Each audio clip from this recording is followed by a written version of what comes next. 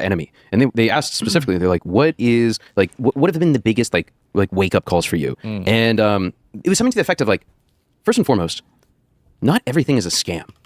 In the United States, it feels like you get a telemarketing call every day trying to give you a new loan that will ultimately lead to you losing your home.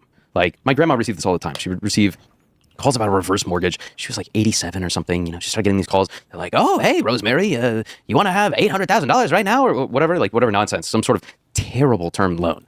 And it ended up that they were trying to like take away her home, just predate on old people, like trying to take advantage of them.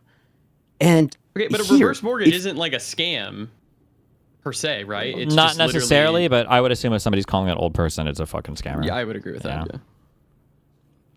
Play the Gremlo clip. Oh, I like that. Bro. Look at this guy. Bro. I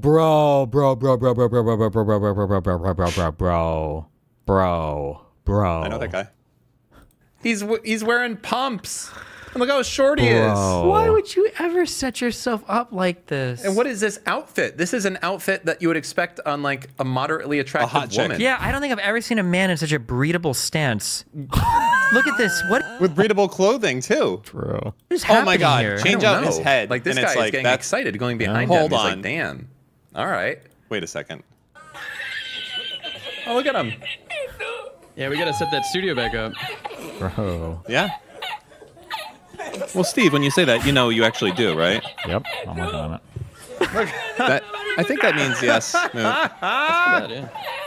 Look at Look at him behind there, having to hold that camera. This girl over here is taller than him. Draw the line. She's taller than him. She's like, it's like guy in front holds camera. Girl behind has to hold camera up with her hand. Gremlo behind has to have a selfie stick with the camera at the top that he's holding up to see. Don't forget this motherfucker is actually wearing pumps right now. Yeah. Like he is. How do you decide which are the good history books? Jesus.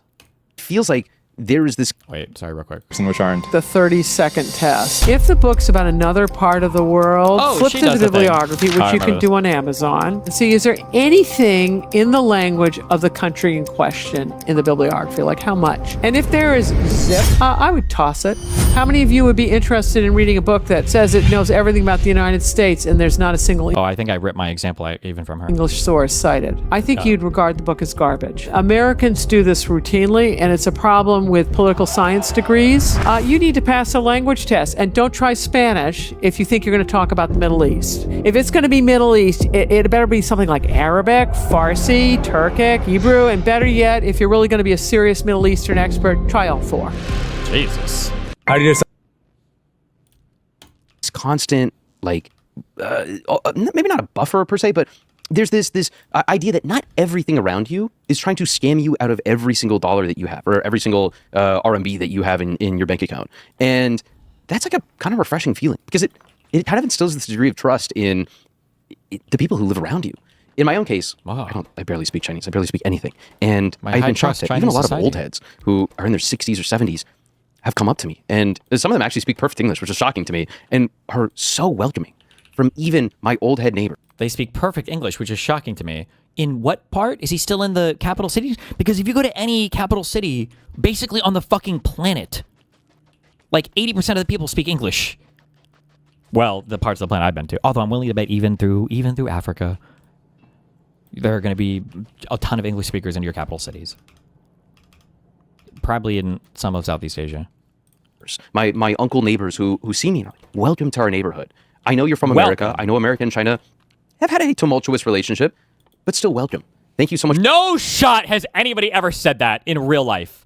Hello, I know our countries have rough history, but I'm happy that you are my new neighbor.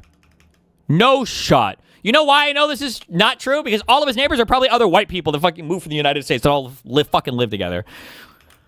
For being here. Thank you so much for seeing our culture and hopefully trying to enjoy it a little bit. Thank you for appreciating my culture, American man. Thank you. And that's been super cool for me. Would you not get that back in, let's say, New York, Arizona? Like, I guess I can give you anecdotal evidence. In Arizona, I lived in the suburbs. No one knew the neighbors. Maybe 20 years ago, people knew each other. But in this current day and time, like, My parents don't know their neighbors in suburban Scottsdale, Arizona. Really? It's really sad because everyone's just in their own little homes. They all sit on Nextdoor every day. You guys know Nextdoor? No, what is that? It's like a website where like I mean, like, this might be true. I can't speak for all areas. I do know in apartments, I feel like in apartments you don't learn your neighbors as well. Or maybe I just don't because I'm antisocial as fuck. In my house in Omaha, I'm also antisocial as fuck, but I kind of had to know. Like, I feel like you just see them. When you take your trash out, you see them sometimes. If you're mowing your yard, you definitely see them. Like, you see them when you're driving to and from if they were hanging out in the front. So even in Omaha, when I didn't want to know my neighbors, I kind of did. I feel like that's just kind of like suburban life. But maybe for younger people, it's different. I don't know. based on your zip code, you can like talk about like what's going on in your neighborhoods. And so everyone's I'm like, also curious though, when this guy says, because this guy looks like he's like fucking, what, like 29 years old. How old is this guy? Was he living in his own house in the suburbs, or was this like with his family? Oh no, I guess he mentioned his family. I don't know. It's hard to. People lie about every part of their history too, so I don't know, man. like, I saw someone on a bike the other day and they had dark skin. I think we might be getting robbed soon. It's like, what the fuck? Like, it's this terrible website where you can kind of just like talk about how scared you are to live in your home, which is crazy because Scottsdale's like a very low crime area. Okay, this sounds retarded. I did have a moment where me and Aaron would take walks around our neighborhood just to chat, and there were two neighbors that like shouted at us to come over and chat because they didn't like that we were taking a walk at like 8 p.m. I don't know if it's because Aaron looked Mexican or what. Or she was Mexican, Hispanic, or whatever. That was really fucking annoying. What an annoying fucking talk. Every time? No, just one time. But it was still like, this is my fucking neighborhood. Who the fuck are you? And they were like real, What'd like they say? trashy, fatty. Like they were chatting, but it was like very obvious that they were trying to figure out if we were up to no good. It was like, oh, hey, like, where are you guys from? Like, when did you move here? We'd lived there for like probably a year or two at that point. But it was like very, like, yeah, it was just gross. And then they dropped like a whole like, oh, yeah, it's just, it's always worrying seeing, strangers walking around at night. And it's like, what? Are you serious? Fuck these fucking Nebraska losers. But my parents are like fairly reclusive. In New York, my only neighbors who I talked with were like my schizophrenic downstairs neighbor who would be like, I think they're putting something in the drinking water and it's turning us all gay. It's like, okay, Alex Jones again, what's going on, But there was no sense of warmth between anyone True. who I talked with. Whereas here, Interesting. Completely anecdotally, I don't know if this is your experience as well, but people here have been very warm and friendly to me. It's like, hey, if you need anything, let me know, Yeah, I think it speaks to just the overall level of perceived danger in this is different retarded. societies. People in America are the nicest fucking people in the world if you get out of a huge fucking city. I mean, even in huge cities, like Americans are known for being like more chatty and friendly, generally speaking. It's so than, stupid. Yeah, but whatever. Yeah. Right. I think in America, and you would know better than I do, it's been a long time since I lived in America, so I could be speaking out of school here. But my feeling is that there's a heightened sense of feeling of threat and danger just in society in general, just in America in general, whether it's gun violence, whether it's any sort of other types of Yeah, I don't violence. think of even just only physical, but even just political. 100%. Oh, yeah, political divide. Like you don't know you don't want to step on any toes sometimes. Yeah, like, you don't know where the red line is. It's not just totally. physical, So it's yeah. like from like intellectual level, but also physical. There's this heightened level of like feeling of danger almost. Where here, it's not like that doesn't exist at all, but it's so much different. It's so much lower. Yeah. Here. I'm speaking as a man here. I don't never felt any sort of like danger for like fear of my life. Yeah. And even if there is any type of political, Like, I'm sorry, the way these guys are talking and where these guys are from, I seriously doubt they've ever been in a place in America where they were feeling fucking fear for their life. These guys, the white dude is a graduate from fucking Berkeley and sold a company for $20 million when he was like fucking 23 years old. Or I don't whatever. even know if that's true. Like he may have had the valuation. I doubt it sold for that. Like if you got it, because think about this, he raised money on a $20 million valuation, but did it sell for that? He said that he sold a part of it on a $20 million valuation. So I doubt he sold the whole thing, but I mean, like he's well off. You go to school in Berkeley, California. His parents came from South Africa. Now lives in China. Sure. The dude is absolutely fucking well off. I'm not saying he's like a self-made millionaire. I'm saying that for somebody to say that, he probably came from a pretty privileged background and everything. This is not like a Sure. Hold on. I'm not. I know you're wrong. Make the point. He's rich. I'm just telling. I can smell the faux super rich. This guy's like he's probably got a milli. But he's still working. He's got bills. That's why he's doing the Chinese propaganda. I bet he's from a family where he doesn't have to work. I bet he doesn't. This guy's living life on easy mode. or any other that it's a bit more divisive, conversation between people that, from my experience, has never been like, I will kill you. Because, of what you think. It's conversation. Like, how often is this happening in the U.S.? Like online, sure, but like in real life, like how often are you? People, I'm gonna kill you for your political beliefs. I mean, I guess depending on where you're at. Wait, you're mentioned in this? They're here to foment U.S. fucking hate and fear. Oh, what is the reverse canary mission? Is this for evil Zionists? While associating with Zionist streamer Destiny. Oh, hold on. What? This site is awesome, by the way. Reverse canary mission or canary mission? Reverse canary mission. Compounding this, Rossi has associated with avowed Zionist Twitch streamer Stephen Bonnell II, known as Destiny, who propagates atrocity propaganda, denies Israel's genocide in Gaza, and smears Palestinian resistance. Can I take you on a little bit of a tour? After this? A very short. No, right now. Very short one. Okay. All right. Reverse canary mission. Can you bring up AOC?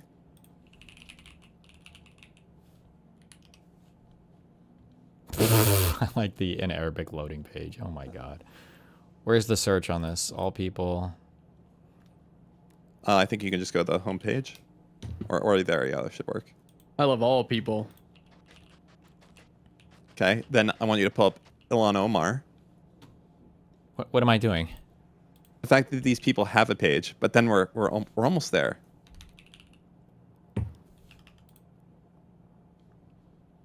Okay, now I got 3 for you to do. Destiny, Lonerbox, and Daniel Saltman.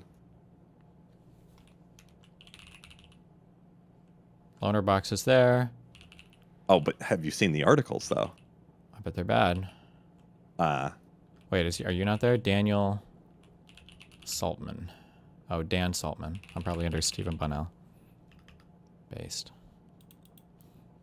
Mr. Stockman. Scroll down a little bit. See how frisky this gets. Jesus Christ. Man, Oh, it they're keeps really going. Based. Yeah. Imagine if the Snarkers ever team up with these guys. They have. That's why they got so much more together. powerful, yeah. It's this conversation. Yeah, Well, because yeah. people here don't identify. stakes are different. Yeah, the stakes are different. And obviously, there are barriers and hurdles to being very politically active in China, like for the obvious reasons, right? But by and large, people do We're not not gonna talk about identify with Oh. their political beliefs here. It's not like this is my identity. This is what I'll live there into. are there. No, there are people who have strongly held political beliefs, but it's another thing entirely to identify as like I mean, it's a single party state. I mean, how much political debate? I mean, I'm sure there's some, but what? this is who I am. Yeah, like I'm a Democrat, I'm a Republican sort of thing. And yeah. of course there are exceptions, but by and large, the majority of people, at least in my view, do not like buy into it and like are totally consumed every day by their political beliefs. Yeah. And I think that's a stark difference in America, which I feel, and again, I'm looking at America through a prism. I feel like people do identify like wholly, like their whole identity, their ego almost is tied to the belief that they are in the right in terms of their political ideals. Yeah, 100%. I would agree with that. And so, like, I think going back to this level of danger, I think a lower level of danger makes you naturally just a more open society in terms of welcoming other people because you're not in fear as much, right? So why wouldn't you be friendly to Hell your neighbor? yeah. I think in America, I was always terrified of getting into like a road rage incident because at least in Arizona, everyone has guns. Yeah. Every night you see the news. Cops killed another person. Cops killed fucking 4 people today because they're going around, there's like, oh, there's a suspect with a gun. Okay, well, we have to shoot and kill them. You get into a road rage incident with someone, they whip out a Glock, and all of a sudden it's like, okay, you know what? Maybe you cutting me off wasn't that big of a deal. Maybe those truck nuts, Get mad at them. Anthony Fauci promoted Fuck! the next day the police Oh came. my god. Like how? You fucked it. Where? You're gonna make us watch this whole fucking thing? Yep. Yes. This is good, Dan. This is good content. Where the fuck are you living that you're getting into these incidents on the daily, bro? I was always terrified of getting into like a road rage incident because at least in Arizona, everyone has guns. Yeah. Every night you see the news. Cops killed another person. Cops killed fucking 4 people today because they're going around, there's like, oh, there's a suspect with a gun. Okay, well, we have to shoot and kill them. You get into a road rage incident with someone, they whip out a Glock, and all of a sudden it's like, okay, you know what? Maybe you cutting me off wasn't that big of a deal. Maybe those truck nuts, they really are intimidating. That I feel like is such a stark difference to here where I see people argue. I see folks get into heated arguments all the time. They're always, oh, what's Sal? Like all this. But it doesn't feel like there's a fear that someone's about to whip out like an. You know what? Actually, I will speak to this somewhat legitimately. And it's a weird thing, but I don't know what this is, but there is like a middle class white family is the most docile thing in the universe, and it's just so hard to understand. I remember explaining this, even growing up around my the black friends that used to live near my grandma, how terrified I would be being in that house, because every time his name was Jay, every time his dad spoke, he was always like shouting, and he just like always was like, oh God, like he's about to get his ass whipped or whatever.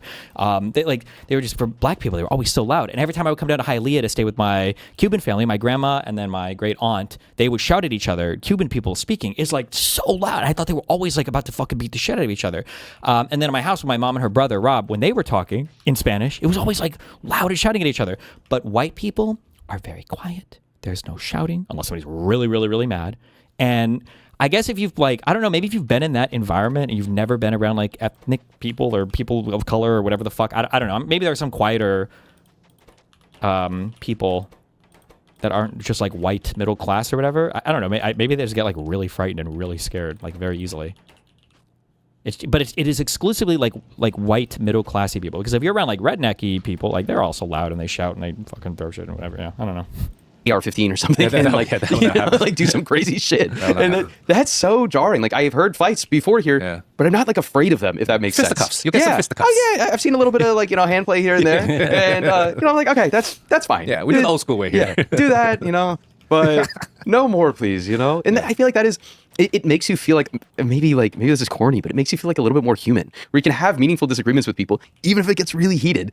No one's gonna like kill you. Like there is something to be said about that, where you don't. Like, what is your experience? Where do you live at that this is like legitimately a thing terrifying you on the daily? I don't know. This feels like it feels like a European, like a young European talking about America, where it's like, don't you guys have like guns and everybody's constantly trying to kill each other with guns on the streets? Like, no, maybe in the movies, but this is like an exceptionally rare. Like you have to be in some crazy shit. Like maybe it'll happen once in your life. I don't know. More than it should. Like make no mistake. Obviously, we shouldn't it shouldn't be a thing anywhere in the U.S. as normalized as it is. Our homicide rates with firearms is insanely high. But like, come on, Jesus. Before my wife came to the United States for the first time, she was literally thinking about buying a bulletproof vest because she thought it was like a fucking Texas style Western, spaghetti Western video where everybody's like shooting each other. Yeah. Life. And I do appreciate that. And I'm sure people do have considerable differences of opinions here. But at the end of the day, I think people generally want prosperity for their country. And that's like a cool thing that I can get behind. I think in general, just to push back a little bit, I think in general, it also still goes with economic situation for where you're living. So in Shanghai, you're really not going to see too much of that. Yeah, no When you start going a little bit further down to a little more rural areas, you might find killing crime or something like that, or fights like a little bit overboard. I can imagine. These kind of also just I just think it's so funny to say that unless he has like a black great grandfather or black grandfather, somebody in his tree, to claim that he says that his family escaped apartheid, but they're white. I don't know. That's a really funny verb to use. Escaped. Like you just didn't like the apartheid, so you left. What do you mean escaped apartheid? That's hilarious. Stories come out, but I mean, no firsthand experience, of course. Yeah, but they do exist. Do you think that's getting better though? Like, do you think because those cities are now getting richer, those fights are becoming less and less? That I don't know. I would not be able to give a proper answer to that, but I could give an answer of because of the infrastructure development, and which is another thing I'll be curious to hear your opinion on, which is all the cameras everywhere, and that's not just in first-tier cities. You go to any other city and you're going to see that.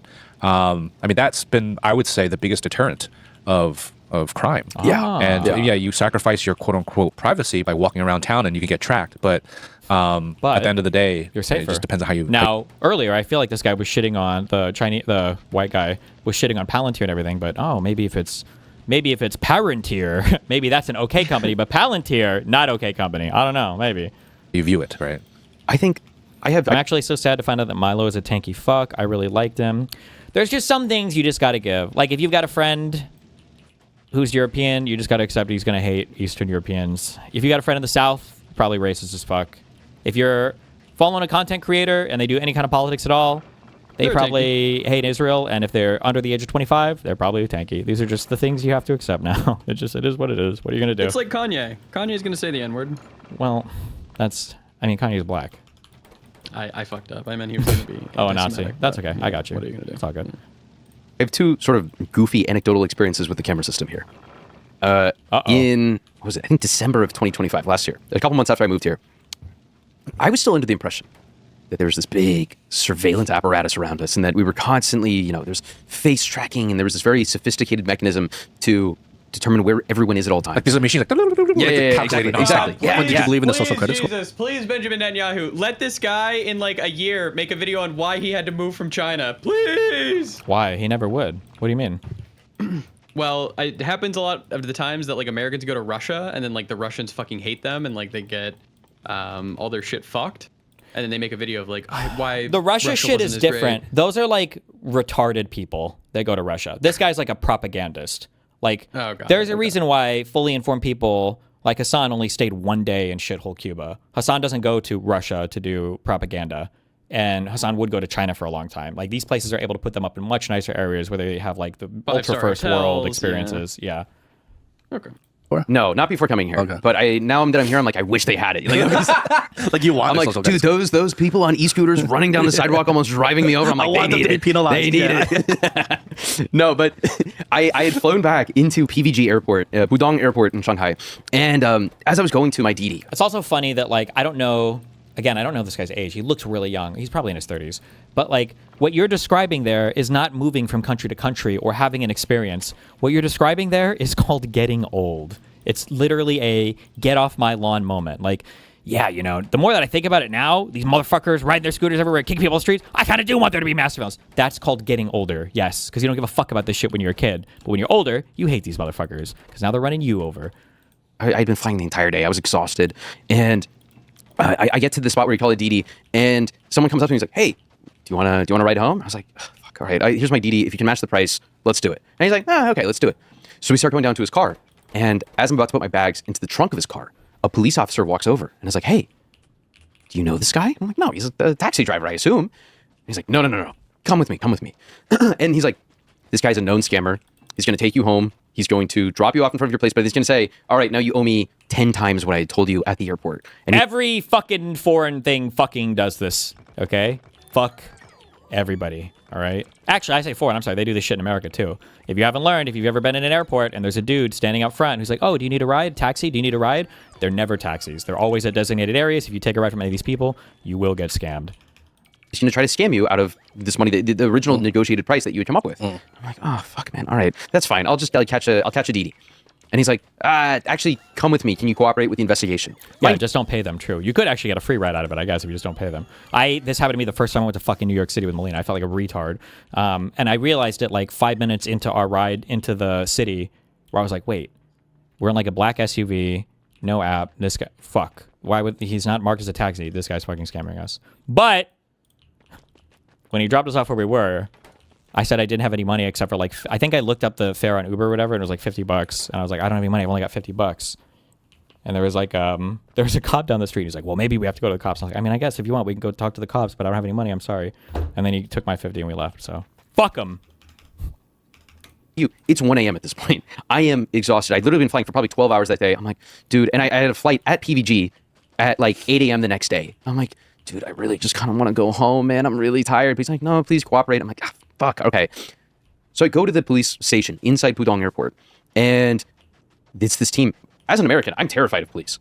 Every cop in America walks around with a gun at their hip. Every interaction I've had with a police officer in America has been negative. There's not been a single positive interaction in which they've been like, I want to genuinely help you. It's like, I have a gun. If you misspeak, I'm going to shoot you. And it's like, okay.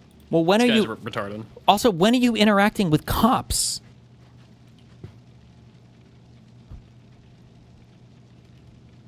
Like, yeah, it's either they're probably pulling you over. It's going to be a negative experience. And this guy probably lives in wealthy enough areas that he's never had to call the cops before. So, yeah, of course, every interaction is probably going to be negative. Like, what do you mean? Like,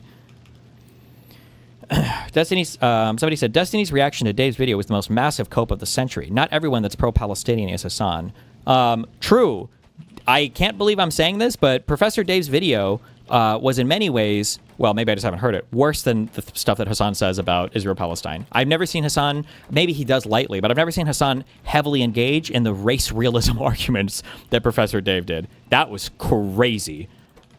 The fact that the science debunker dude was like, I know that Jewish ancestry back to the Levant is not real because 23andMe lists Ashkenazi Jewish DNA under European. I just like, it's actually unbelievable to me. That's unreal to me. I don't know, dude.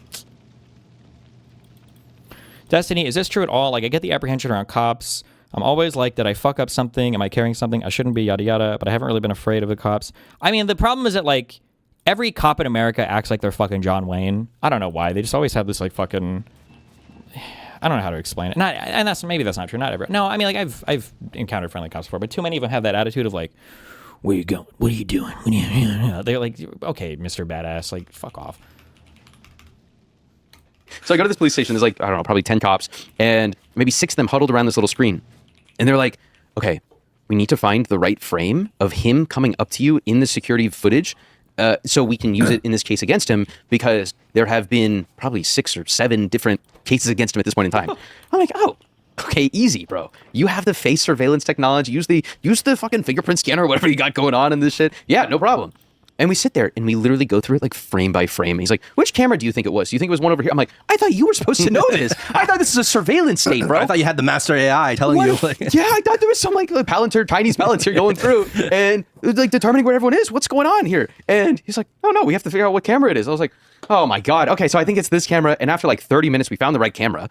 And then about another 30 minutes later, we found the right interaction, but we literally scrubbed through front to back, back to front. And I wanted to like whip out like old like computer science algorithms I'd learned in college to like try to do like in like computer science there's like algorithms to like determine how to sort data or like find specific numbers. You like start with the first half if it's there. No, you go to the second half. And I wanted to try to explain these algorithms to them so they could sort through these frames more efficiently. And I was like, bro, this is taking so long. Mind you, now it's like 2:30 a.m.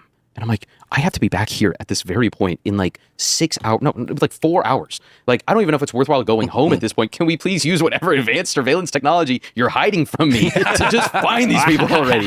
But no, they were very kind. They ended up offering me like a sausage on a stick and they gave me like lychee juice and everything. They were very sweet, but we had to manually scrub through hours of footage to find this guy who tried to scam me out of this DD. Yeah. And I had to issue a police report. And same thing, actually, when I issued the police report, they gave it to me and it was all in Chinese, so I could translate it. And they were like, hey, if there's anything wrong with this, let us know.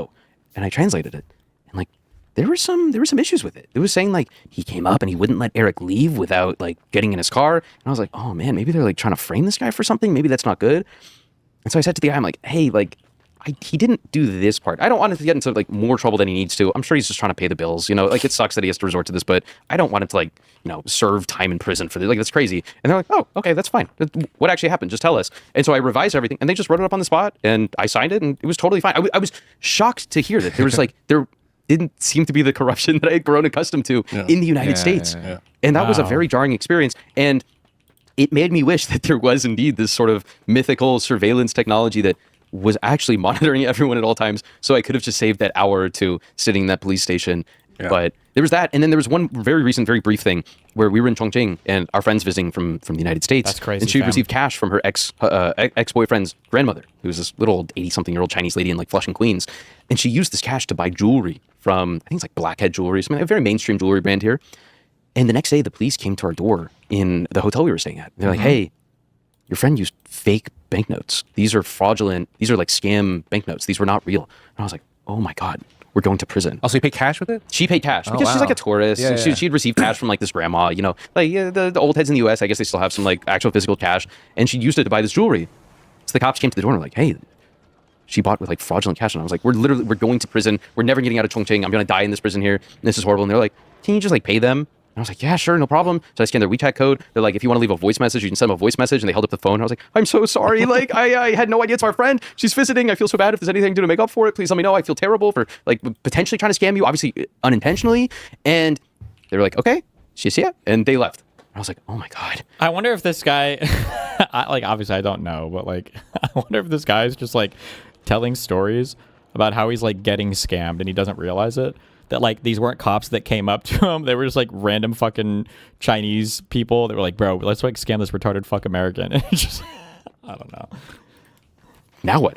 Is there going to be like a SWAT team that comes on and like throws us into prison? What's going on here? And that was it. She was already on a train at that point, so she wasn't even in the hotel. Yeah. And we told her like, Andrea, there's police here for you. And she's like, oh my God, I'm going to die in a Chinese prison. And she got to Nantong where she was going, and she reported it to the police. She's like, I'm so sorry, I didn't know. And they're like, so why are you telling me? Hutch's stream title said he can't stop fighting leftists. There's one soldier in the field. True. I feel so bad for Hutch, dude. It just sucks that like every lib space just gets dominated by these people. Like, how is Live and Learn a show? Yeah, how is Live and Learn a show where they have to just constantly fight off like the tanky and the lefty apologia? I don't know, man. Also, I feel like, and I'm not going to overgeneralize, obviously be careful, but like in countries where I've done like bad stuff and gotten in trouble just because I didn't know what the fuck was going on, I feel like most of the time the cops there will give you like a stern talking to, but they're like not looking to fucking throw Americans in jail or some crazy dramatic shit. Like that's no, it's probably fucking hassle to throw our asses in jail. Yeah, and it's potentially an international incident depending on how things go. So it's just like not worth whatever. But I don't know. Maybe some places they do fuck with you a lot. I don't know. I'm telling you, it's fine. You paid your debt. That's it. Go away. You know, like it was very and this chill. is them knowing you, obviously knowing you're American and all that stuff. So they Not a surveillance state. Also, we're able to perfectly track them to the hotel that they exactly stayed at, and we're, True. Story time. What's some shit you've done wrong in a foreign country? I don't know. I remember the first time I got into a public transport in Poland. I thought you were supposed to hold on to your ticket till the end. Or I just didn't know what to do. And this is the only time in Poland it had literally ever happened to me that somebody checked a fucking ticket on the bus. And there was a guy there that checked it, and he made me get off the next stop. And I was like, wow. Trying to think. I'm sure there are other times shit has happened too. I might have gotten pulled over once in Sweden or New Zealand. I don't remember. But I feel like cops just like, hey, and then that's it. essentially had used some sort of, they showed us the surveillance footage on their phone, like, hey, this is your friend. We're like, yeah. Oh, I remember in Switzerland, I guess this is back when you were supposed to get your passport stamped or whatever. I don't know. They asked me, like, where's the stamp on your passport? I'm like, they never stamp my passport anymore. And they were like, who do you mean? Who never stamps your passport? And I was like, I don't know. I flew in through Lisbon, through Portugal. And then they looked at each other and they were like, fucking Portuguese. Classic and then they Portuguese, gave me my, and they gave my passport. I was like, what? Okay, aren't you guys all the EU? I don't know. Whatever. Yeah, that's her. They found our hotel room because we have to register our passports with the hotel. And it worked out fine. And so I think there is this, like, for sure, there is surveillance. I think from everything I have personally seen, it's the been scariest thing, and I will admit this and be, the Swiss are not part of EU.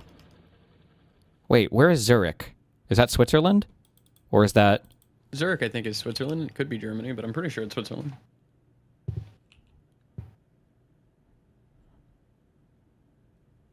Why the fuck did I fly out of Zurich? I have no idea then. Oh, I don't know.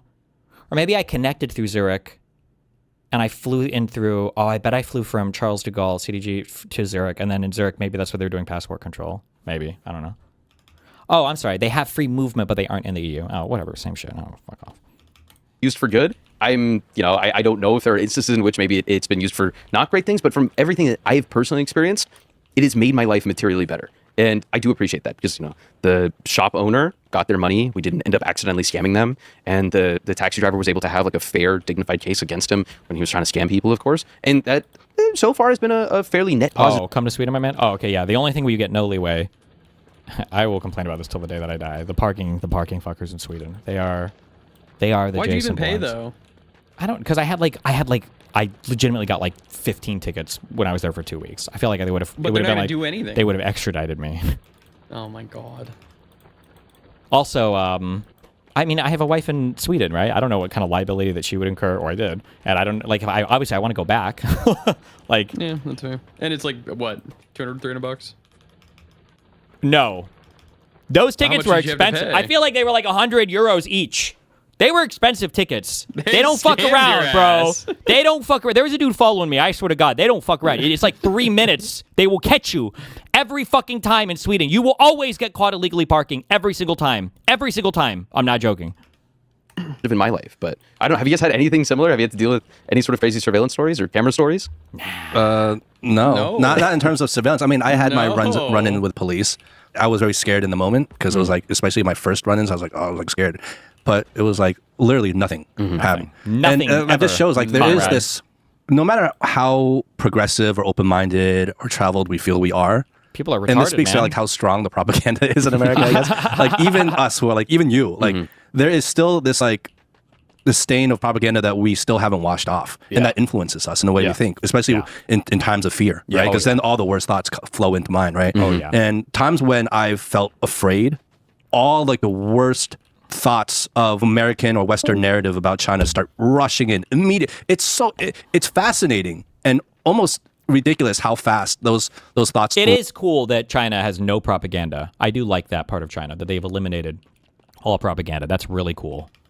rush into my mind, even though I've been living here for like 17 years and I have the perspective of China that I have. And it's like, once I'm in like a fearful state, like all the worst thoughts, like, oh, this is authoritarian, totalitarian, I'm gonna get arrested, I'm gonna be disappeared, blah, blah, right? It's like this, like all the worst thoughts. And I then spent some time in Shanghai. You literally can't drink the water there without getting deathly ill. Everybody there drinks bottled water. It's gross hearing people talk about how future it is. Really? There's no... The tap water in Shanghai is not drinkable? That might be true. That happens in a lot of fucking EU places, though. Or I One guess thing South that American places. traveling through Europe in early the 2010s, and that I didn't realize was apparently America was like really, really, really fast getting clean municipal drinking water throughout the entire country, especially given how large. Well, I shouldn't say that actually, because there are places like in rural areas that still do well water, but that the idea of having like you could turn a tap on and drink water was America rushed that hardcore compared to most other countries, from what I was aware of, which I thought was interesting. like literally right after, like nothing happens. You're And like, it's been okay, where nothing- is it? Yeah, it's been like nothing but helpful. And I'm like, and then I feel like an idiot again. I'm like, oh, fuck, man. I'm no better than I was when I first left America, right? And I don't know. I think it just shows how deeply we have been propagandized that any moment of fear, all those things are still right there. Where were you guys before moving here? California? I was in New York. You were in New York? Yeah, I grew up. Where were you? Oh, yeah, San Francisco. Oh, yeah, New York. Oh, I actually lived in Lake Tahoe with my family. Like, oh, cool, interesting. Yeah, you guys all lived in the most expensive part. Oh, cool, okay, interesting. In New Jersey. Then I was in New York, and then I went to LA, and then I went back to New York, and I came here. I see. Oh, So I okay. guess the NYPD, they're not a great squad of folks. I'm like living in America genuinely. What are the bad experiences that you guys living in the East Village or living in the guaranteed the most expensive parts of Brooklyn or Manhattan? You guys are having adversarial encounters with the NYPD? I don't believe it. I don't believe it. Intimidated by police officers. Even if I'm doing nothing wrong and I'm just driving and there's a police car behind me, I am like tense. I'm like, okay, fuck, what am I doing? Oh, are my headlights on? Like, right? God forbid I get pulled over, which I have been many times. But like, I get automatically tense. what? I don't feel tense around I police want to add officers. something to this. Yeah, because you're not driving in China. No shit, you don't feel tense. What are they going to fucking arrest you for? There's nothing going on. You're in public transit. Like, I don't really feel tense when I see cops like walking around, unless I have drugs on me. I always feel tense when I see cops driving. But I mean, like, I feel like that's a little bit more natural, don't like whatever. Which might be an interesting point of view. I don't know if you noticed this, but keep your eyes open next time when you see a police officer talking to a Chinese citizen for any type of misdemeanor or anything like that. Oh, they're so nice. They're basically yelling at the police. The Chinese aunties. Yeah. Dude, the Chinese aunties are they go nuts on the their police. finger in the police Yeah, it's officer's like, why are you face. stopping me? I gotta go here. They're just like going I'm nuts. busy. Leave me alone. Yeah. And the police are just like, I know, come on. You know, so Every time I see this, in my much mind, freedom. I'm thinking, in America, that granny, that would be granny like, would be you're face ground, escorting me, face ground on the pavement, Right? knee behind her neck. yeah. Now, even in the cop slop videos we watch, which are always going to be tilted a certain way, it's funny for them to say that there are tons of people in America that go full Karen mode and like are screaming at the cops when they absolutely shouldn't be. Like that, whatever. It's so cringe. Escalating it, right? So, yeah, exactly. Stop resisting. Yeah, Stop resisting. yeah. Exactly. It's so But meanwhile, in China, it's like jarring, bro. literally, yeah, same thing. And when at first I had the exact same feeling as Justin. Whenever I got stopped by for some stupid little thing, I'll be like, oh my god, so tense. But then now I'm just like not tense at all. I'm just like, I'll even sometimes give a little. I'm like, are you serious? You really? You know? He's like, come on, man. I'm sorry. I gotta fucking do this. Yeah. So it's interesting. And even when we had gotten to fights and get thrown into the police station, we'd be like pretty tense. And usually the end result is sort of like, look, guys. You guys got to work it out first. Like, don't give us any more trouble. Please work it out. Yeah, figure it out. Pay some money. Usually it's just some sort of like financial fine. Yeah, just pay some money. Like, what do you think we're gonna get locked up? First of all, are you getting into a lot of fights on the street in China? But secondly, this is also in America as well. You think cops, every time they arrest people for fighting, they're like, all right, well, we're going to charge you with these crimes, and now the DA is prosecuting. It's like most of the time you get thrown in the fucking jail for a night, especially if you're drunk, and the next day, like, kick you out, like, get the fuck out of here. It's like, just, you're stupid. Just, You're a fucking moron. so it's a very different relationship. Here we are recording a podcast still. Yeah. And then to go back with the cameras, I lost my bag last year. I forgot it on a bike. And I was doing something, and it was like an hour later or something. I'm like, oh my God, I forgot my bag. And I went back and it was gone, obviously. And so I went to the police station. And then they're like, what? So we saw someone stole your bike in great and glorious country of China? I thought nothing bad happened there ever. They pulled up the video. They didn't show me, but they pulled up the video. Like, we got the video. We saw the bag. We saw the person who took it. We're looking into it, and we'll call you back. I kept waiting. I called back. Like yeah, we couldn't really try. I'm joking kind of like as I listen to this, but like, has Destiny gone over the Eric Hovigam stuff? Is he actually Song's producer? This is who we're listening to right now. Yes. Like, that's what I was just going to say. This is Hassan's producer. Like, so if you're curious where all of the crazy pro Hassan China takes have come from, and I'm curious how long this guy was as producer too. I bet if I went back and I paid further attention, I bet I could guess. I bet he started working with Hassan like a few months before that China trip. Because you can see, and I bet this guy has helped Hassan refine his propaganda significantly as well. Track it. You know, like, really? You have so many cameras, you couldn't really track it? It's like, yeah, it's just, I don't know, just maybe when the cameras are down or something. Like, he didn't have a correct answer. He had to ask other people. Yeah, they lost the guy. But basically, they lost a guy. No. And I was thinking, like, dude, your whole camera system, like, Yeah, you what's the seriously? point of all this then? Yeah. But I also like the idea, I don't know the integration here between the forces, but like you can have mass surveillance that not every single person has access to, right? Like you have mass surveillance to some extent, like the NSA is collecting a lot of information on U.S. citizens, legally, whatever.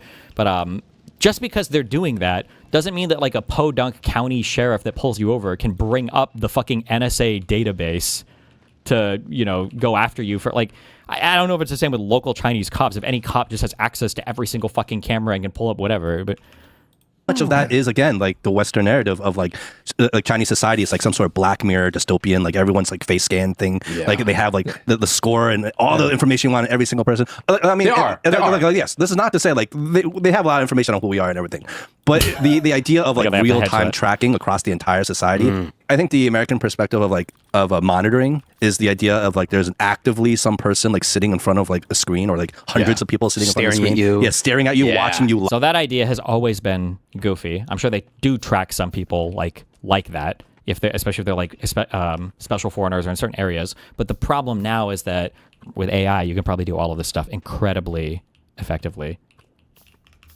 As you feel. Somebody linked a story saying she got an abortion, so Texas cop used 83,000 cameras to track her down. Yeah, that sounded crazy. My friend was telling me about the story yesterday. That they were trying to track down some woman who got an abortion in another state. And I don't even know if they got like a warrant to go through all these cameras or whatever. But yeah, Jesus, that's wild. Not good. Like as you take a shit on the toilet, he's watching it. As you live your life, right? No, all of it is like reactive. If there is a crime committed or reported, then they have to go back through all that footage to try to find something. And sometimes they're successful, sometimes they're not. See, it's interesting though. I have an inverse story, sort of. I had a friend who had gotten on a high-speed rail. It was when I was in Zhejiang. We went to I think after that we went to like Yibin, which is like where Wu Liangye is from, the baiju. Oh, bro, that's some good ass baiju. Fuck. During that train trip, the lady had forgotten her bag on the train, and so it just kept going. And literally within, I think it was like Is he about to say, and nobody stole the lady's bag because all of China is so nice? How did that one guy's bike get stolen earlier?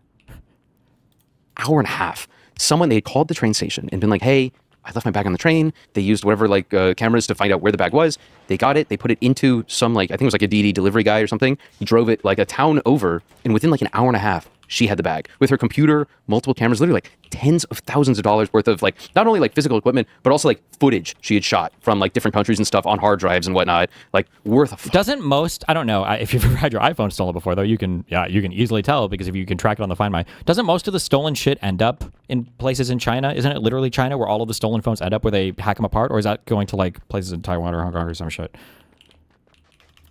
A ton of money to her. It's always sad. I feel like I would be so mad when the people will post on Reddit or whatever of like my phone. I lost my phone yesterday, and like 36 hours later on the like the Find My, they already see that it's in some weird province in fucking China, and it's like, how the fuck do they even move this shit this fast? What the fuck? Returned within under 2 hours. So they were able to use whatever sort of like video footage to actually return her bag in that instance. And I hear that, I'm like, oh, that's awesome. But then I hear this, I'm like, maybe they need to up it a little bit, you know? Well, it's hit and miss sometimes, right? I guess depending on maybe hit or miss, the circumstances. But honestly, where else in the world does this happen? Nowhere. Like, somebody said, I'm sorry, the bike story was in Paris. Oh, that makes more sense then. So of course, obviously, because then Europe is failing and falling apart as well. Yeah. Honest question. It's even rhetorical. Like, where else does this happen? I You think maybe Japan? Like, do they like, are they? Like, you think what is this? You mean like his example of like stuff? having all this stuff? I can tell you a very personal story in Japan, in a Japanese airport. Yes, they literally flip them and take out the SIM cards. Oh yeah, real quick, because this is a scam that I would definitely fall for until I read about it on Reddit. If you ever lose your phone and then you get like a text message from somebody and they say something along the lines of like, hey, I'm just contacting you to let you know that I believe your phone was stolen recently, and if you one of the people are trying to hack your account or something, and after a certain number of tries, they're probably going to be able to get in. So, I mean, it sucks that you lost your phone, but if I were you, I would remove your iPhone from the Find My thing, because if they're able to hack your iPhone and get into the Find My thing, then that means they're going to be able to basically compromise all your other Apple devices. So you should just remove it from the Find My thing or whatever. That's like the scam. But what happens is if you remove your iPhone from a Find My account, it allows them to factory reset the phone, which allows them to sell the phone at like a higher value because they don't have to chop it for parts. So if you ever lose your phone, don't ever remove it from the Find My. Leave it on there forever, because people will say shit like that just to get you to remove it, and then Rita. I took a shit and my wallet fell out and I didn't realize, and I went off. And I remember it was like 45 minutes, an hour later. How would you get the text? I think because they removed the SIM from the first phone and then they wait for you to get a SIM in your next phone or something like that. I guess I don't know, something like that. I couldn't find my wallet, and I was like, "Oh fuck! I'm in the airport. That shit's gone." Yeah. Right in the bathroom. Right, and so I went back to like the bathroom. It was gone, and then I didn't know what else to do, so I just went to like a customer service like center kind of thing. I just went there. I'm like, "Oh, I lost my wallet and stuff like that." It's like, "What would it look like?" And I described it. He's like, "Was it this?" I'm like, "Oh shit, That's it was," awesome. and not $1 was missing. Yeah. That's great. incredible. Damn. But even that's awesome. But even that's still a little bit different because that's the lost and found. You were still in the Not same lost and general found. It was like a location. customer service area, like a Okay, question customer- area. But you were still in the Concierge or something. location, right? What he's talking about Like, is not far, they not far. drove I know, away, I know, like, Japan and yeah. back. But even so, it's like a degree of trust. Like Yes. no one was enticed Yeah. by the Yes. wonderful Yeah. bidet toilets they had, sitting on the like warm little seat Yes. with the little water hitting their butthole and looking down and being like, "Oh wait, there's Yeah. a wallet here for me." No to-" cameras, nothing. Yeah. You can easily take it. That is you know, nice. Yeah. But well, I mean, Japan. Maybe there are cameras in the bathroom sometimes. In Yeah. Japan. Well, It's a big business. it's a big business over there. Yeah. Someone offered to buy your underwear. but I do feel like if that happened in New York or something like that, It'd be gone, bro. It would be no. You would never see that shit again. No, there's no shot. New York is a different place. As we're saying all this, and I think maybe what you were hinting at before, how it was also, it's like, well, if we're talking about surveillance, we're talking about the police here. You know, we're talking about like positive interactions we've had. This is, of course, not to say that There aren't police any here have negative never abused their power. Balance the or propaganda. harassed, Come on. 100% perfect. or, No. or any injustices ever I happened. disagree. Revisionist reactionary. But see, this is like, and I was actually talking to Daniel about this, but I feel like whenever we talk like positively about China, Can't give the democratic Asian countries too much credit either, though. It's the same thing. No, of course not. They always shit on, especially South Korea. They'll also, I don't hear them shit on Japan as much sometimes, but South Korea is the big one they attack. That guy that dude was talking about earlier, I don't even remember his fucking name, but apparently he was like a massive authoritarian, crazy dude that had, the guy that was responsible for like the miracle on the river Din or some bullshit. I don't know. He was like a authoritarian leader in South Korea that pushed them forward a little bit. So even when they're giving them credit, they're pointing to authoritarian people. But there's like, I feel like to this, condemn like, it at the same time. There's this exactly. There's a social need for us because I know, and I'm very aware of people that just want to hear you be critical of the country, and so when you speak positively, they just can't take it. Imagine if you had to do that about literally any other country on the planet. Like, imagine when dumbass Americans were like, "Man, I rode the high-speed train in Japan, and man, that train was really cool. It was really fast." You're like, "Okay, but have you heard about the Nanjing massacre?" It's like, well, bro, like, come on, I'm just talking about the train, dude. Like, don't get me wrong, I am There very you go. critical of Japan. It's like, well, maybe that's not a great example, but even then, with the you had to be careful. You had to backtrack on that Japan example. Okay, that's good. United States, maybe you could make the inverse thing where it's like, okay, well, it's like anytime you talk about like a negative of the United States, like we just bombed a girls' school in Iran. It's like, okay, yeah, but also we have like iPhones. You know, it's like that would even be more fair than. Literally, nobody does this. Everybody shit. It is the most popular thing in America is to shit on America. That's all everybody does over here. Who the fuck is defending literally anything that America does anymore? If you do that, you're literally called a fucking shill. It is the most popular pastime in the United States to shit on the United States. Boring. Being like, yeah, but China had some bad problems. Yeah, you might have nice things now, but at what cost? Yeah, but at what cost? Exactly. I think this goes back to where we're talking about how the idea of a conspiracy theory is a lot more diluted to many people, especially the young people today. Do you know who coined the term conspiracy theory to begin with? Who? The CIA. Oh, really? Yeah, it's well documented. Wow. They were the first ones to coin the term. Yeah, conspiracy you cause theory. confusion. You cause it's a smart move. Yeah. You know. All right, go They on, cooked sorry. with that. To be fair, that was a pretty good one. I got to give it to them. Like, I hate that. They're one. good. They're good at what they do. Man, their branding department, fuck. They're real good. But yeah, it's just I don't know. It just makes me think about how flimsy of a structure the governmental system or even the political and the legal system that the United States, well, probably most countries in the world, I would say, probably. I mean, without any truth in that. But at least in the American system, the more information that gets available and leaked out, quote unquote, the more you realize how flimsy everything is. Right? It's just such a weird thing to wake up to, because we used to just live in a very bubble world. We just live in, you have your Sunday paper, back in the day. Like you read guys the Sunday in paper, the Shanghai, headlines. huh? Oh, that's what's happening in Europe. Okay. And then you got like, you flip the page, it's like, oh, this kid got the award in high school. That's nice. And then you go over here, it's like, oh, the stock. But it's nice in China. I don't read about anything bad ever happening over here. Our papers are so nice. I don't think it's quite that bad in China. But Stock looks good. Okay. Yeah, making some money. I can buy my 8th house. And then meanwhile, I hope my NordVPN is still active so I can upload this podcast onto YouTube, because China blocks all outside connections to the internet, by the way. flip another page, like, oh, look, The word puzzle. you got Calvin Hobbes. Okay, well, that's a nice comic. The world seems okay right now. Oh, got a little war going on. Oh, okay. That's far away. Yeah, Okay. you know what I'm saying? It's just you kind of lived in this little bubble, and that's the way they wanted it, right? But now that the information is so open, it's just so hard to control. I will say, though, the thing that I hate the most, for the fucking Chinese, the thing that I hate the most is that it does feel like China has figured out that, like, the way to grow as an adult is to try to dominate the world with your industry, with your intelligence, and with your economy. Whereas for some stupid fucking reason, the absolute banal children in the United States who have elected Trump feel like, oh, well, actually, the way to take over the world is literally to fucking kill everybody. And that's how we show that we're the most strong. We got to blow everything up and kill every fucking person, show all the fucking, and then we have to manufacture every fucking thing we can here. And that's the only way to be a real country. We got to fucking kill everybody. And that's to show how strong we are, to kill all the people. It's like, really? That's okay. There's no doubt in my mind with AI coming out and stuff like that they're going to utilize that. It's going to be so much more fun. I think the bigger issue with AI right now is the video. Would you be willing to talk to Jola Politics? He disagrees with your methods and says you're out of touch with organizing, etc. Who the fuck is... Wait, who's Jola Politics? Maybe, sure. Right now? Banal? Banal? Video and photo manipulation. Yeah, that's scary. Capabilities. Yeah. We're already living in a world where you can't trust what you see, right? And it's AI video and photos and audio and all that. It's pretty good. It's not 100% yet. Like, you can still catch it. You can still catch it. You can still catch It's it. getting to the point though that like what happens when you can't catch it? It's getting close. There's a lot of things where I'm like, 'Cause I work in the video field. I've done AI work for clients and stuff like that. And they make you do AI stuff. Yeah, What do they do? So this is a different conversation, but it's I've had a recent conversation about AI use in videos commercially. Yeah. From the West and China. I had a client from Europe and Germany, and I was doing a commercial for them, a watch brand.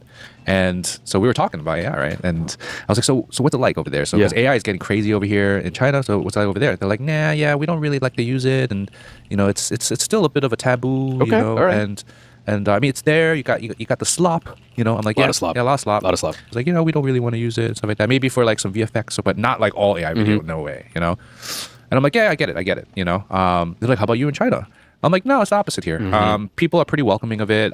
If anything, they're like, wow, that was really well done. And you don't get as much like pushback, which is mind blowing to me, because as somebody who works in the field and talking with other people that are creators and knowing that the job market is changing because of it, the budgets are getting slashed and the demand is getting higher. Be back on a sec. It blows my mind that there's not pushback. Why do you think that is? Well, first of all, I think there's different levels to this. Growing up in America, if I went to film school, so people around, they're all passionate about film, and even non-filmmakers can understand the idea of passion with film and the art of it. I would say the majority of the public here, they don't have as much of that type of relationship. It's more about, I need to survive, so I needed to make money. Okay, and for example, it's very interesting for people outside the industry. A gaffer, which is like a electrician or the person who controls the lights. Okay. The gaffer and then the lighting team, a lot of them come from literally certain areas in China.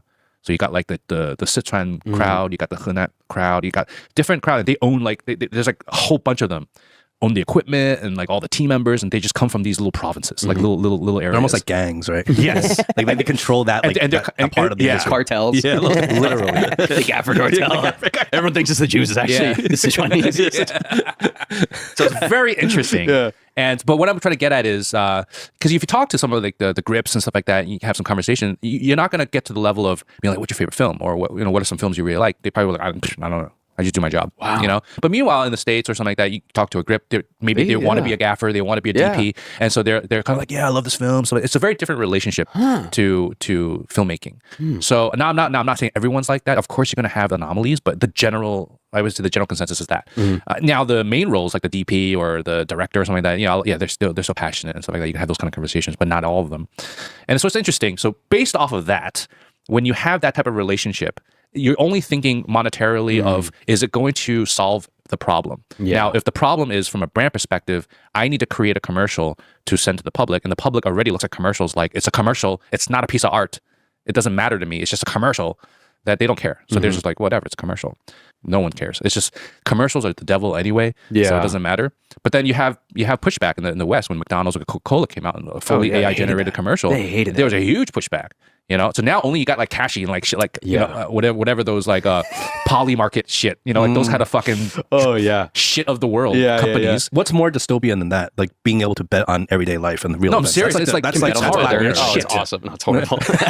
I love it. Anyway, use my promo code. Sign up, Eric H. at checkout. That's crazy. It is great. It's really destroying America. If you want America to fall apart, you'll root every day for Polymarket, the Kashi, every betting app, the FanDuels, the DraftKings, you want those to do well because I think they're ripping. But okay, I have a little bit of a contrarian view without knowing too much about all that. Yeah, people who are critical of like Polymarket and Kashi and this idea of like being able to bet on like, you know, everyday stuff.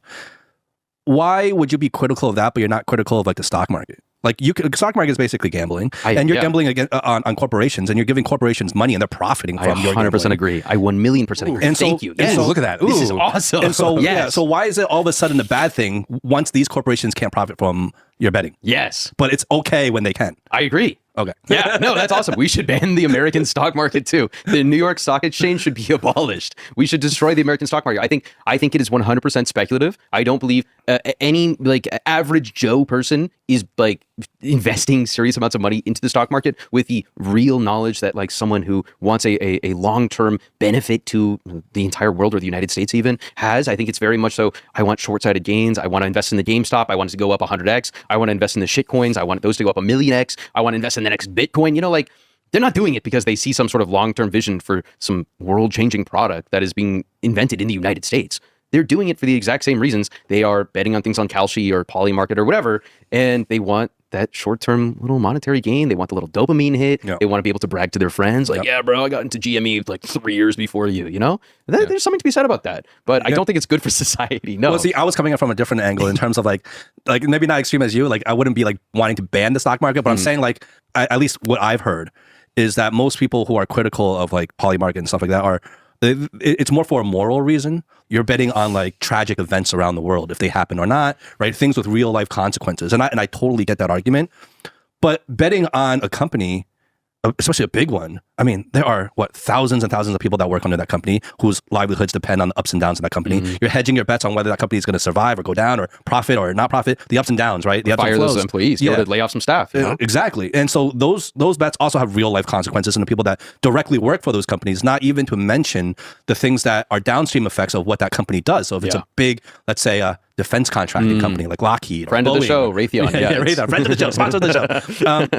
If it's them, I mean, what like the consequences of what they do around the world? Yeah, and you're betting on that. Like, why is that more morally just than betting on if the Iran war starts on this date versus not? Like, I mean, things like that. Like, I see it hypocritical to be like critical of one and not the other. That's all I'm saying. I mean, this is an important conversation to be had because I think this has been a criticism that people have had in the past. But I think what someone will say is there is regulation to try to prevent that insider trading that has occurred over like the past few centuries. But the thing is, all of the trust people have had in government has been eroded because we've seen Nancy Pelosi's stock portfolio go from a measly little, 10 million to now hundreds of millions of dollars, outperforming index funds by 5 or 10x. Well, like outperforming That's like crazy. The most famed investors like Warren Buffett or whatever. Like what the fuck are we doing? Like you're the best investor in the world that the world has ever seen. Yeah. And you happen to also deal in policy that affects these companies.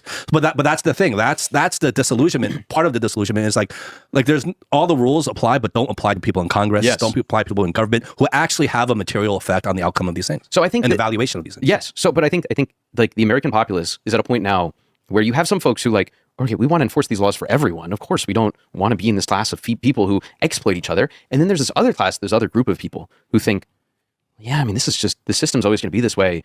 I want to be a part of that. I want to take advantage of this insider information that I have. So if I'm a product manager at OpenAI, I want to bet on when the next model is going to come out because I know when it's going to come out, of course. If I work in the Department of War at the United States government, I know when we're launching these strikes on Venezuela, on Cuba, on Iran, on whoever. I'm going to use that insider information because, like, listen, Donald Trump Jr. is on the board of advisors of Polymarket. I'm not going to get in trouble.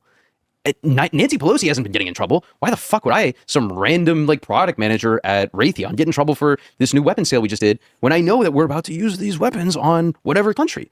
So I think it's whether or not people in oftentimes the working class want to have this aspiration, which is in many ways I think the American dream of joining the capitalist class, joining the owners, the oligarchs, the folks who own all of the means of production, and they want to ascend to that level so they can exploit everyone else and be in this sort of like higher level class and reap the rewards of these violent systems that we've put in place. And then of course there's that other group of people, the other contingency of folks who I think are probably against Polymarket, probably against Kalshi, probably against oftentimes the stock market like myself, at least the American stock market, and say, I don't know, I think it's a much better society in which we just enforce all of these laws equally, independent of whether or not you are a member of Congress or someone who's just an average like construction worker or something. It's a crazy concept, but people should all be held accountable to the same legal system that we put in place to hold us to a certain standard.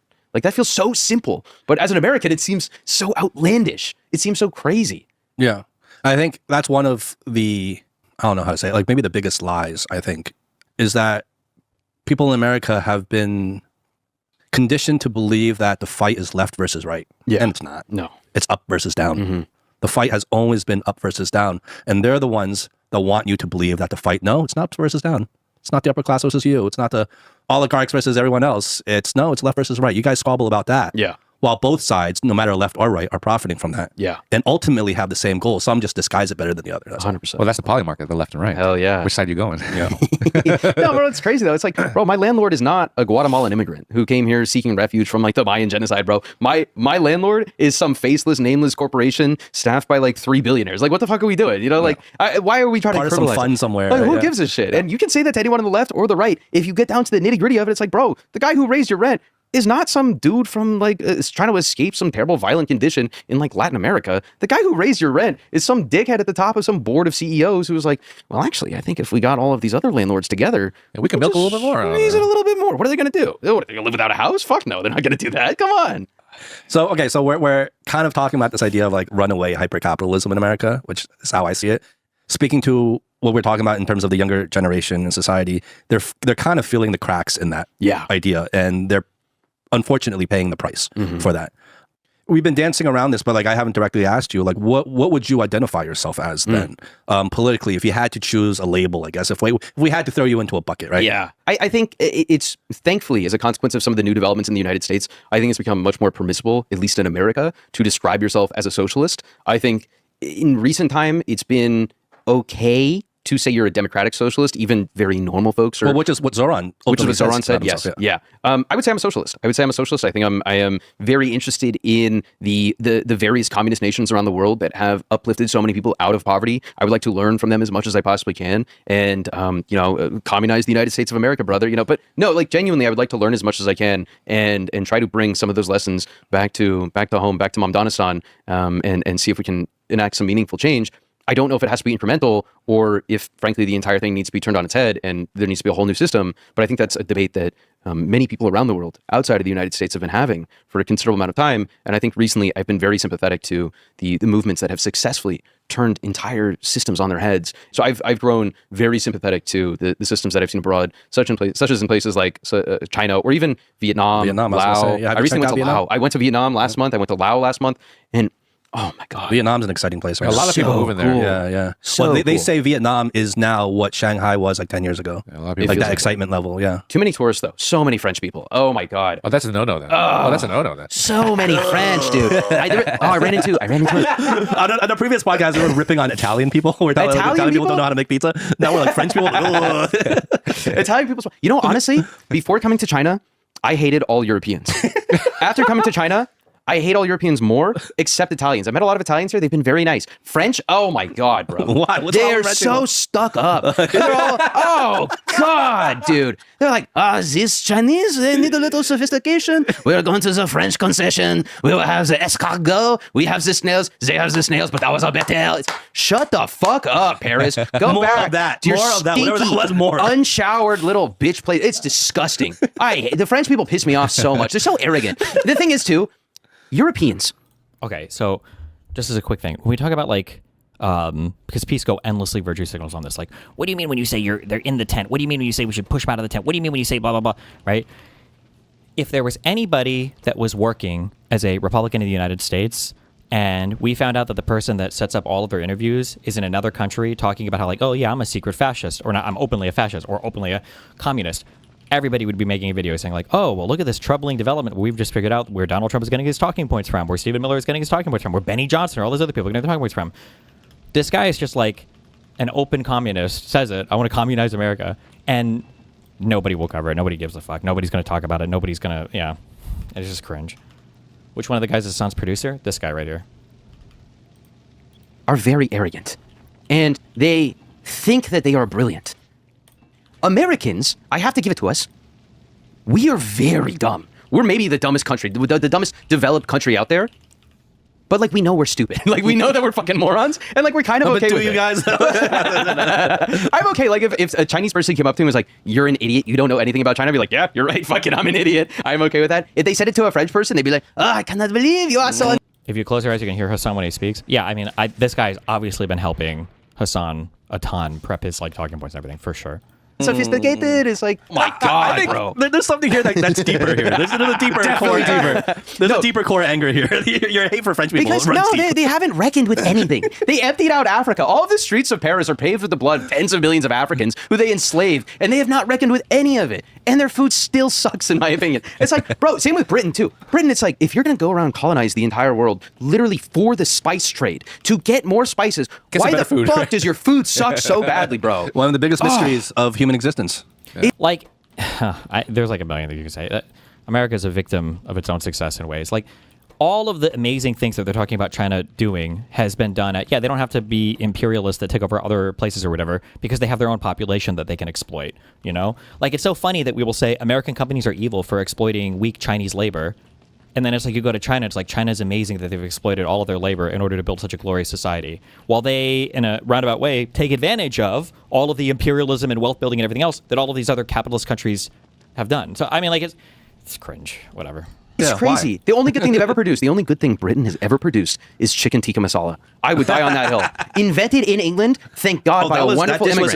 Invented in England by a wonderful immigrant who finally brought a little bit of culture and civilization, societal benefits to the British people. Oh my God. They've not produced a single other good thing. It's nuts. I didn't know that. I didn't know chicken tikka masala was... Invented in England, Wow. yes. Yeah. So it's not even native to India then, that dish. Wow. Like General Charles chicken. Yeah, we always talk about like Chinese American food. Yeah. Wait, actually, I want to bring up something. Orange chicken. Am I... I have no idea if chicken tikka masala was invented in Britain or not. It wouldn't surprise me because that's like the fucking weakest Indian dish. Not that there's anything wrong with it.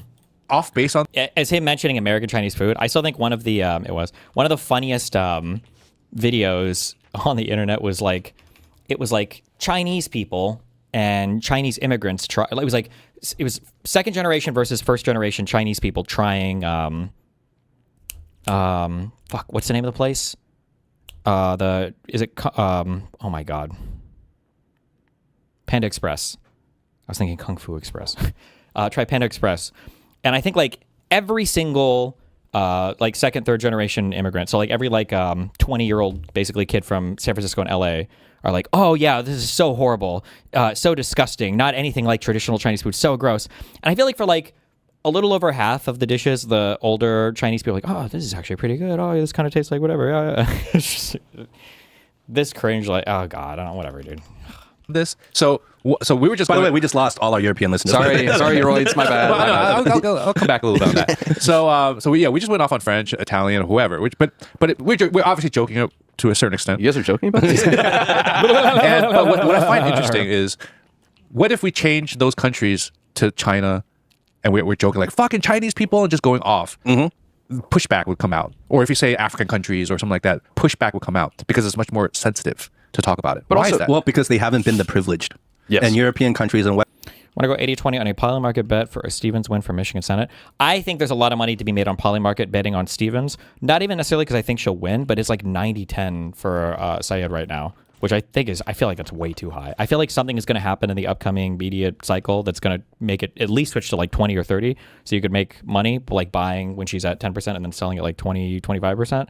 But I don't know. That's my... If I wasn't too lazy to figure out how to get money on a polymarket, my wonderful sponsor, I would make that bet. Western countries, by and large, have throughout at least modern history, have been the privileged colonizers. And so it's fair game to punch up, but you shouldn't be punching down, I guess. Have you heard of the term? What? Hold on. Or if you say African countries or something like that, pushback will come out because it's much more sensitive to talk about it. But why also- is that? Well, because they haven't been the privileged. Yes. And European countries and Western countries, by and large, have throughout at least modern history, have been the privileged colonizers. And so it's fair game to punch up, but you shouldn't be punching down. Oh my I guess. God. Have you heard of the term Yakubian ape? Nope. Have you heard this? So in the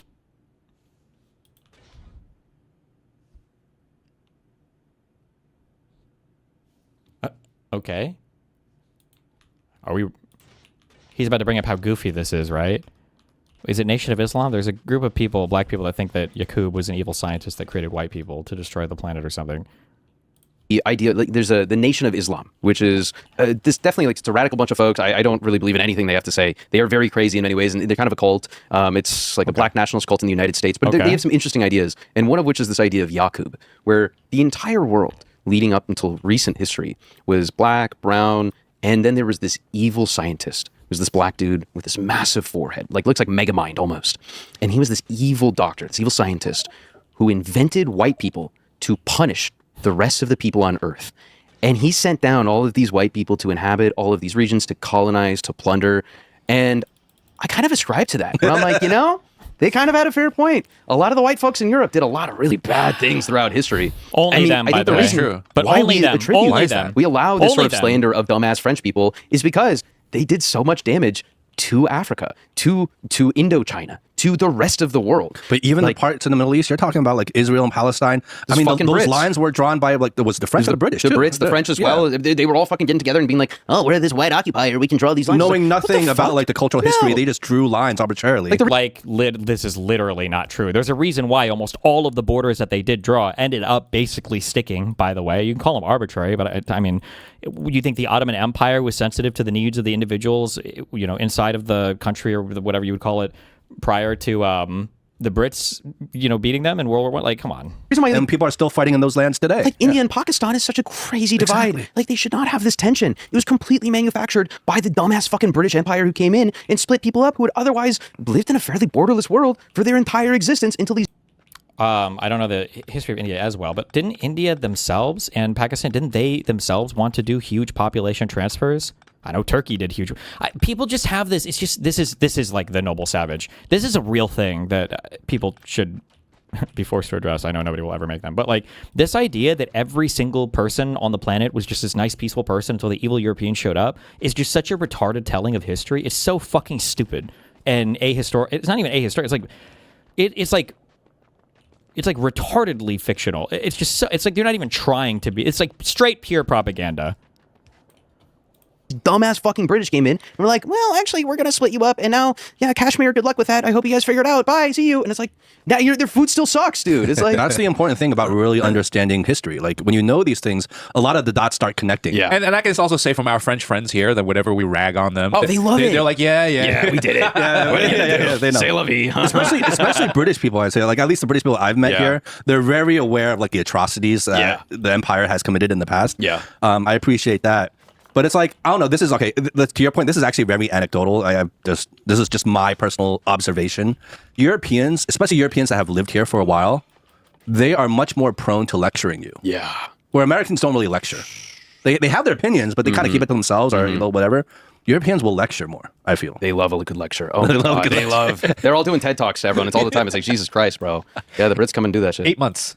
8 months, he's already feeling that. 8 months. They do it everywhere, though. They fucking, oh my God, dude. It's not just China. They go around the entire fucking world. Even people, like, diplomats in Kenya say this all the time, or in Kenya specifically, but all throughout Africa, they're always like, listen, man, the Chinese come to our... 8 months, he's already... Whatever.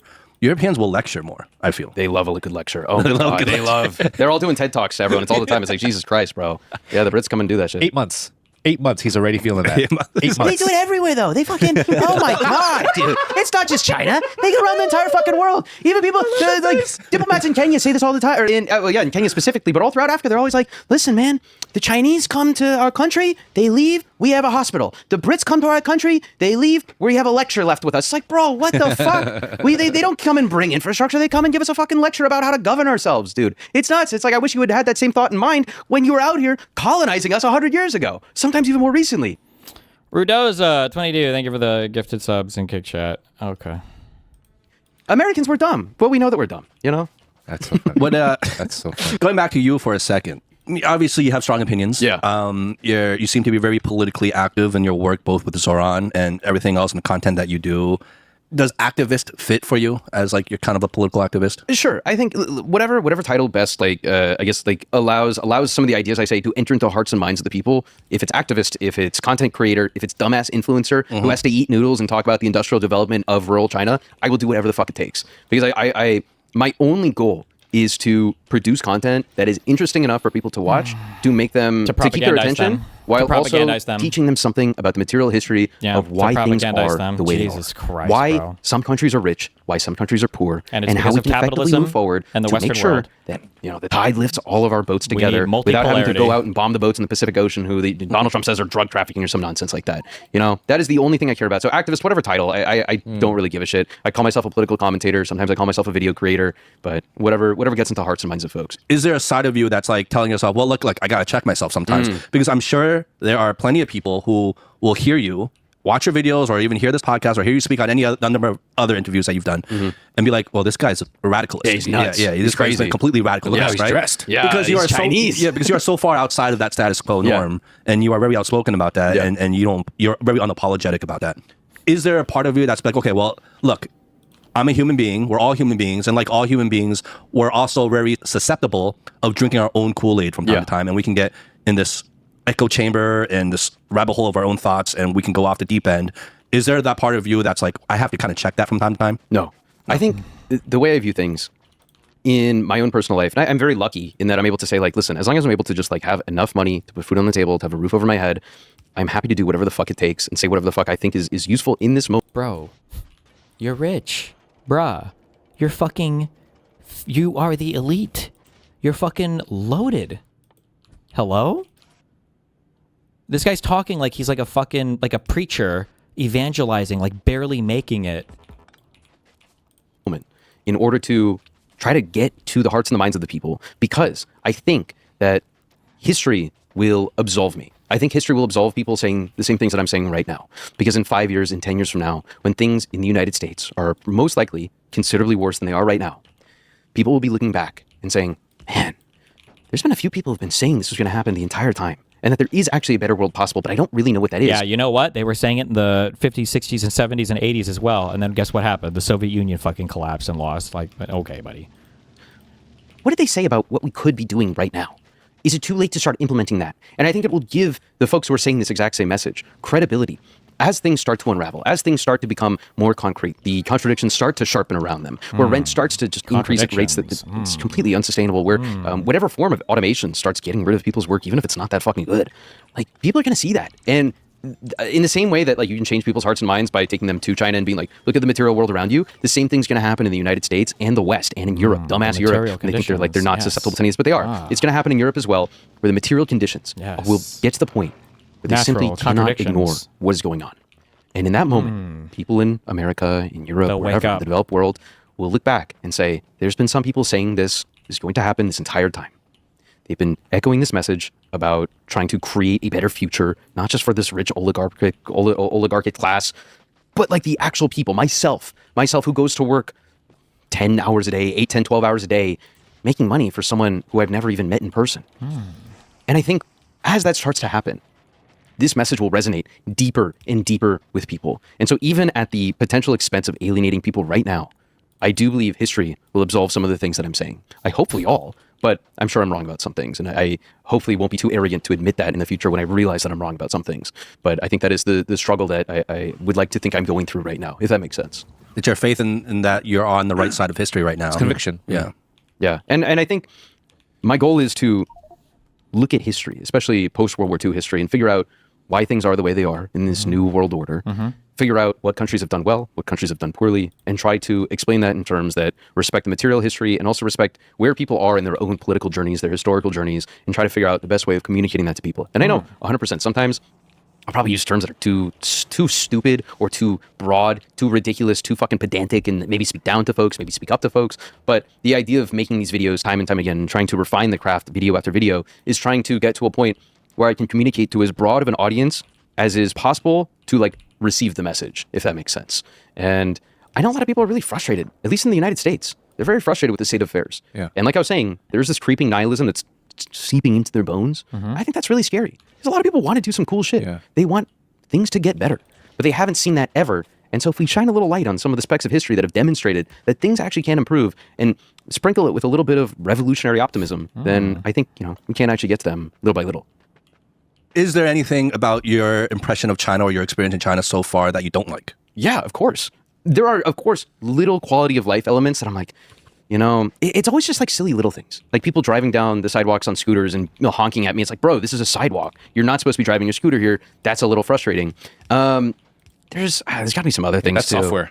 I think maybe also the literal software of some platforms. As silly as it is, as an American, I'm very used to doing things on my computer. This is like a really dumb like little thing, but it's like a big quality of life things at times where like if I'm trying to fill out a form, 9 times out of 10, the whatever site is optimized for like WeChat or Alipay, and like little things like that kind of piss me off, or I'm like, oh fuck, I have to go to my phone to do this rather than just being able to do it on my computer like I'm used to, or even Or everything's optimized for Windows and not Mac? yeah, it's just like little silly things like that where I'm like, I'm genuinely very surprised that it feels like hardware-wise, like genuine hardware, like phones and stuff, are so advanced. Cars are so advanced, but it feels like actually like the software on them sometimes is not as polished as it is in America. And I think this is also a very interesting example of what capitalist development looks like, which is like software, all things considered, is relatively cheap to develop. If you fuck up some software, if you mess it up, if there's a lot of bugs. This guy worked with Mamdani? Yes, over the commercial shit at least, and then I think helped him in other ways. And then this is the guy that is setting up all of Hassan's interviews now. He's like Hassan's producer for his interview stuff. So this is where all of the new super pro Chinese propaganda stuff has been coming from. You can polish it fairly quick. As an American whose family is from South Africa, who moved to the U.S., got a huge education here, founded a